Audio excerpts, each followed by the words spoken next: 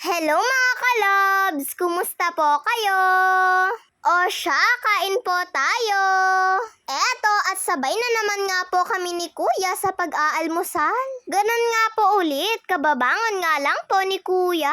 Habang ako naman ay tapos na nga po akong maligo at magbihis. Kami nga lang po ni Kuya ang nag-aalmusal mga kalabs. Wala naman po kasing pasok si Papa dyan. Si Mama naman ay sasabay nga daw po siya kay Papa na kumain. Longganisa po pala yung niluto ni Mama para po sa almusal. Pero hanggang isa nga lang po yung nakakain ko dito. Pagkatapos ko po palang kumain ay nag-toothbrush na nga po muna ako. Tuesday nga po sa araw na yan. Kaya ganyan nga po yung damit ko. Magpa-practice lang naman po kami mga kalabs. Magpa-practice po kasi kami ng cartooning.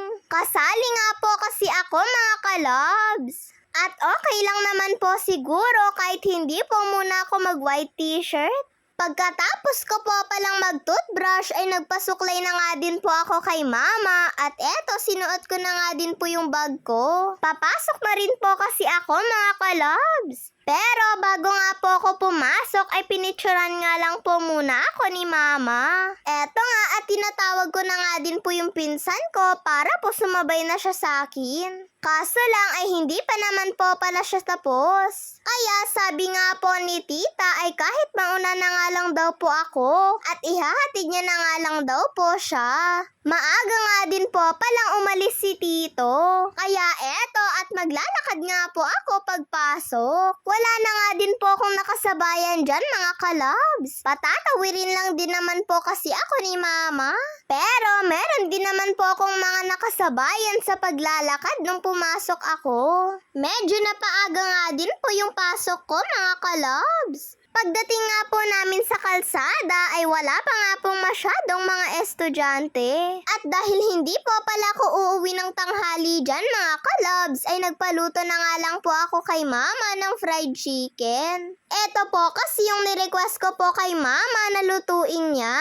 At yung dalawang hita nga po yung sa akin dito. Dapat nga po ay tortang talong nga po yung gusto kong ipabaon sa akin ni Mama. Pero mahirap nga lang daw po kasing maghanap ng malalaking talong. At nung nakaluto na nga po si Mama, eto nga at hinanda niya na nga din po ito sa baunan ko. At syempre may kasama nga din po itong ketchup. Nung naglarga na nga din po pala kaming lahat ay inabangan ko na nga din po si Mama sa gate namin. Saktong paglabas ko po ay nandito na nga din po siya at inabot na nga din po sa akin ni Mama yung baon ko. At pagkatapos po pala namin kumain ay bumili nga lang po kami ng ice cream. Hindi ko nga po alam na nasa likuran nga din po pala namin sila Papa. Bumili nga lang din daw po kasi sila ng pagkain ng pusa. Kaya nung papauwi na nga po sana sila ay saktong nakita nga din po kami nila sa kalsada.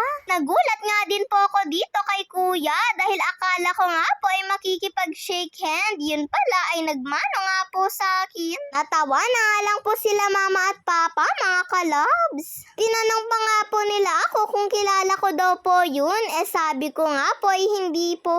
Ang lakas ng trip ni Kuya, ano po mga kalabs? Binilinan na nga din po kami ni Mama na mag-ingat nga po kami dahil mauuna na nga din daw po sila. Kinagabihan po pala niyan ay nagluto nga din po pala si Mama ng masarap na adobong kangkong. Kapag po kasi nagbebenta si Lola ng gulay ay hindi nga po pwedeng hindi makabili si Mama ng kangkong.